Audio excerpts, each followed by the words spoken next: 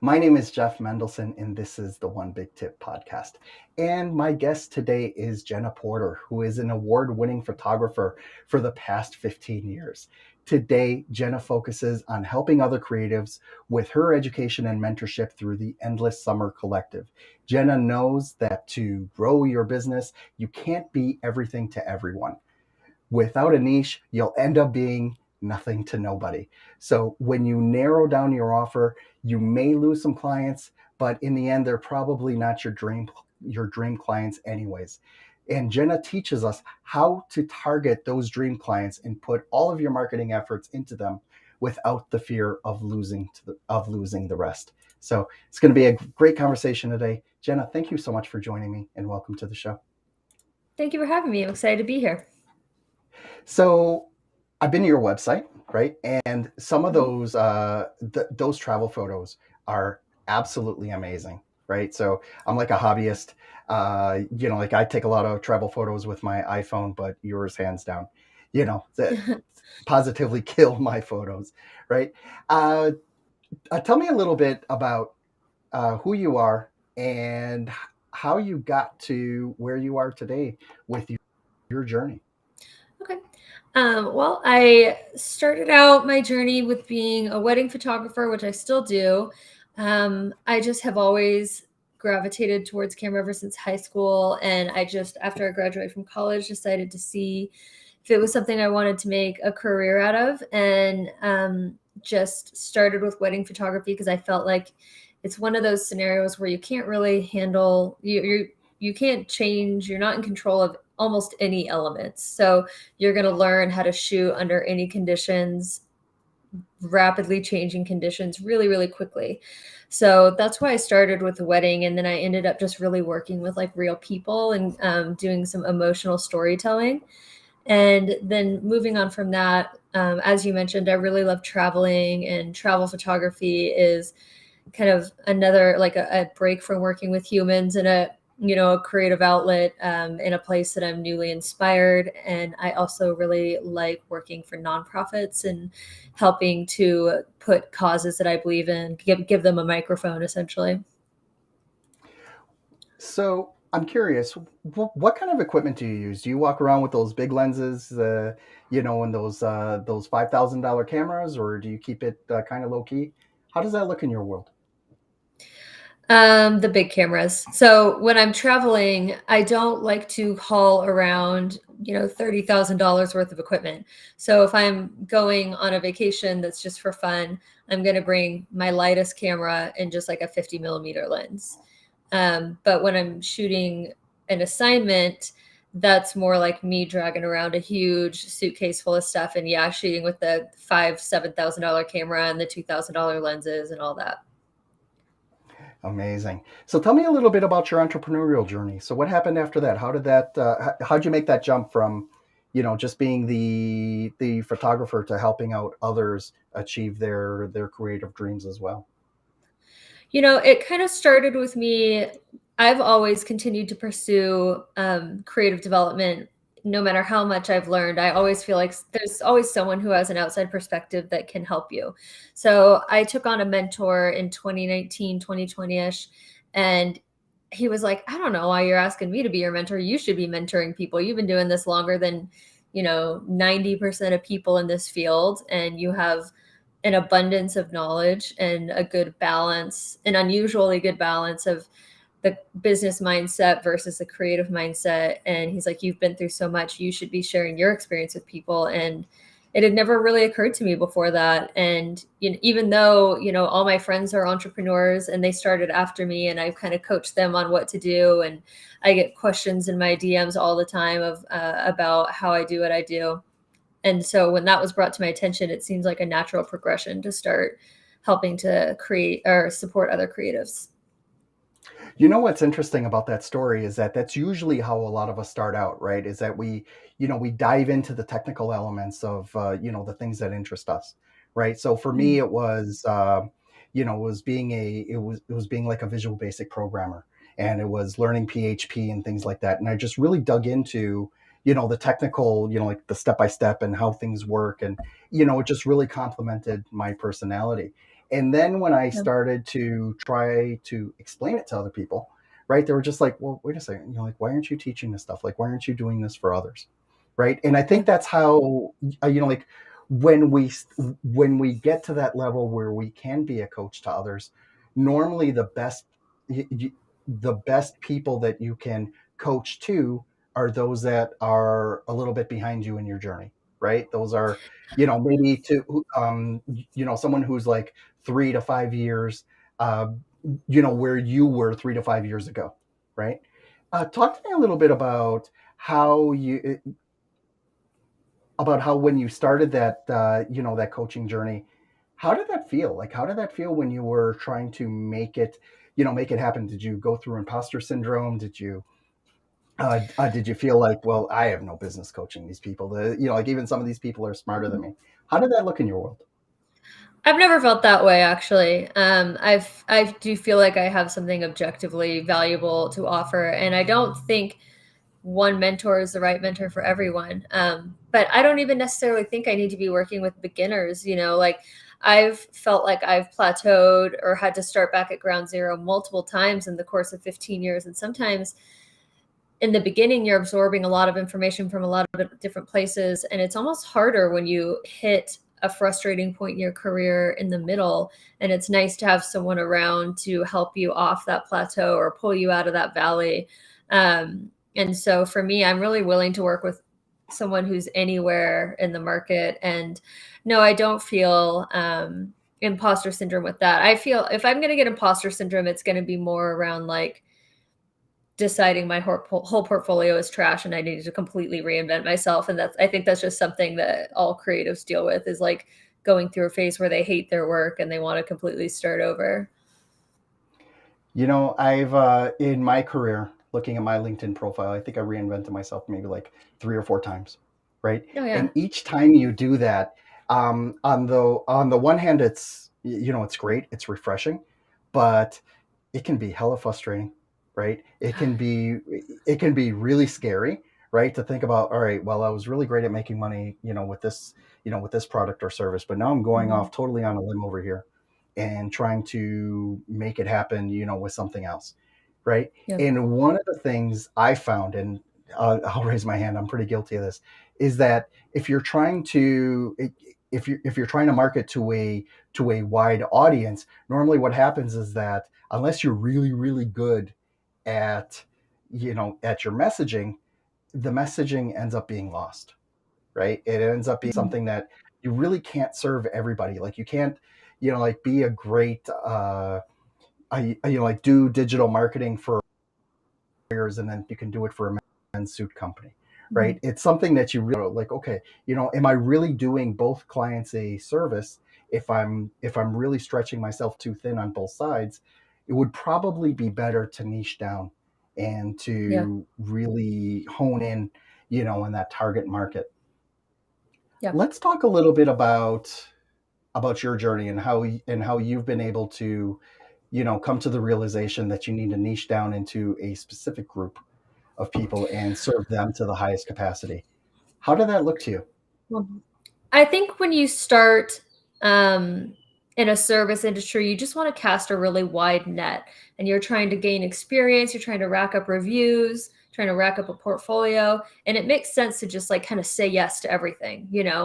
And in that process, you'll learn what you like doing and what you don't like doing, right? Or what you're best at. So in the beginning, I was like, yeah, I'll do family, I'll do maternity, I'll do it for anyone, and I'll do it at a low price point. And that gained me quite a bit of experience and helped me realize what I am good at, what I enjoy. But as you move further along, it's really important to consider for yourself, like, okay, of this enormous quantity of projects I've taken on, what were the ones that resonated with me the most? What were the ones I enjoyed the most? And what's the common thread between all those ones that went awesome? There's usually a common denominator, right? And so you just think about what that is. And it's not just considering, okay, what do I enjoy the most doing? You have to also think, okay, I've I've isolated that it's this one type of project. Okay, what's the kind of person? What is that person that wants me for that project? What's their shtick? What do they do? Are they like someone who's really into like an active lifestyle? Are they like someone who's also kind of creative?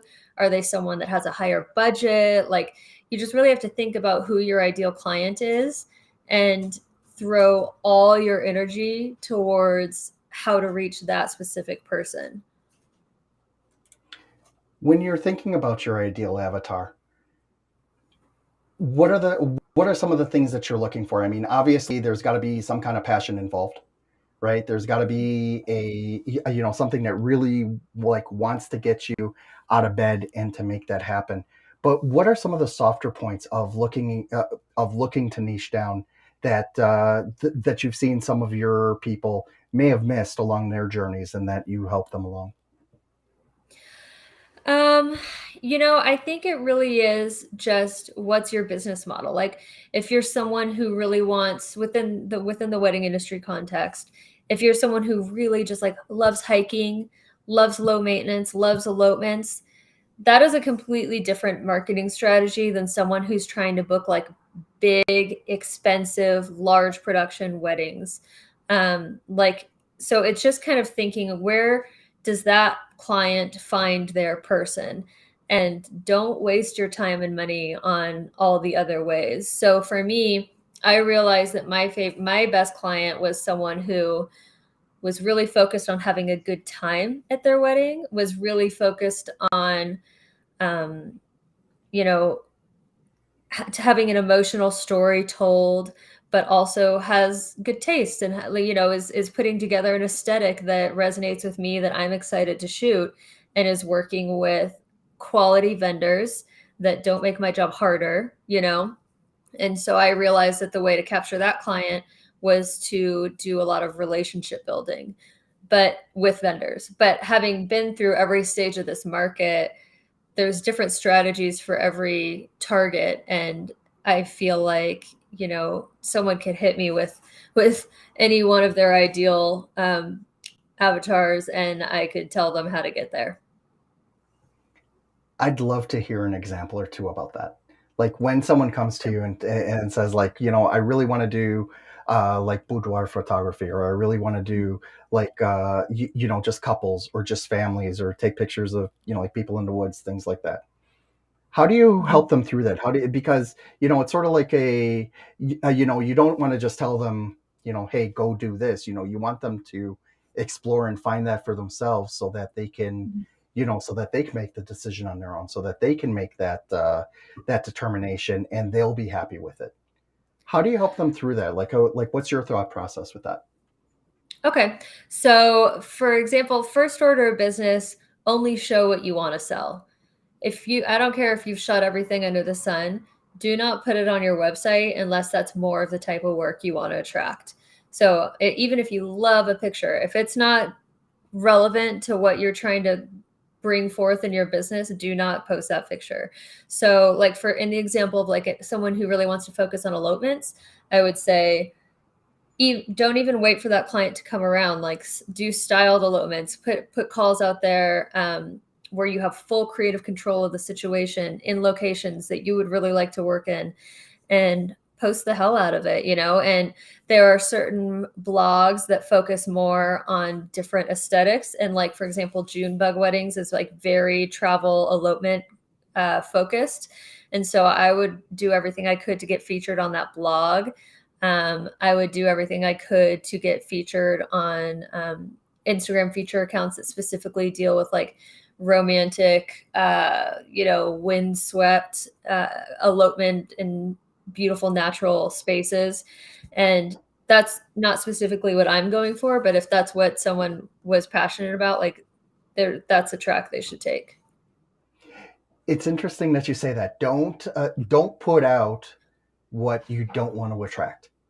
Right? Yeah. I think that's perfect. When a lot of people think about it, like, oh my God, like how are we gonna, like I need to show off some of my best work in order to get clients. But if that's not the kind of work you like doing, like Mhm. why show it? One of the things I found intensely interesting about photographers is that, especially when they put together like a photography book, you don't, you maybe see the 50 or 100, photos that they've chosen to publish, but you don't see the 20,000 others that didn't make the Yeah. cut, right? Because you're Yep. just snapping picture after picture after picture, and are being very easy on how you're Mhm. editing those. So, you really only got to pick the winners. And sometimes, even though it may be a great vibe, it's probably not the best, the thing that you want to attract. So I really appreciate you hitting on that point. I think that's really important. Yeah, and I mean, you're so close to your portfolio and you have these emotional memories that are attached to each photo that sometimes it's hard to objectively go through your own portfolio. And that's one of the reasons I actually hired someone specifically to stand back and look at my portfolio and tell me what I should and should not include. Because for me, I was just looking and I was like, oh, this picture is so pretty. Or, oh, I loved this couple. And he's like, but it's not specifically sending the brand message that you want to send. So, hold that picture close to your heart, but like maybe let's not put it on your website. Excellent advice. That is, that is really profound, because a lot of what people can do here, right, is that you really can sort of, uh, you know, really still start to attract the wrong people, right? And Mhm. if you're still hanging on to those, to those things that you took maybe like last year or 2 years ago, and you're not allowing yourself to move forward, you are actually being held back. And I Yes. really appreciate that you articulated that so well. Thank you for that. Yeah. Jenna, can you please let everyone know how they can find you online, how they can look at some of your work, and how they can reach out to you directly? So the best place to find all my projects online is to go to Jenna Noel Creative. It's Noelle, Jenna-Noel-creative.com.